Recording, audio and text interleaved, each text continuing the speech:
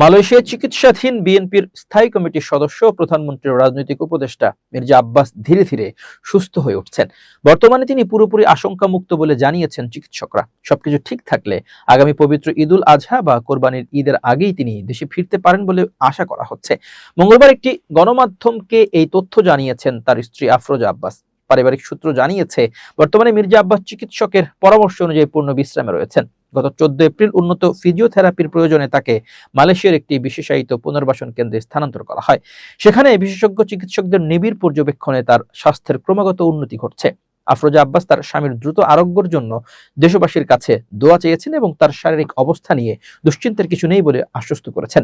উল্লেখ্য, গত 11 মার্চ ইফতারের সময় হঠাৎ অসুস্থ হয়ে জ্ঞান হারিয়েছিলেন ঢাকা 8 আসনের এই সংসদ সদস্য। তাৎক্ষণিকভাবে তাকে রাজধানীর এভারকেয়ার হাসপাতালে ভর্তি করা হয়। তবে শারীরিক অবস্থার অবনতি ঘটলে গত 15 মার্চ উন্নত চিকিৎসার জন্য তাকে এয়ার অ্যাম্বুলেন্সে করে সিঙ্গাপুরে নেওয়া হয়।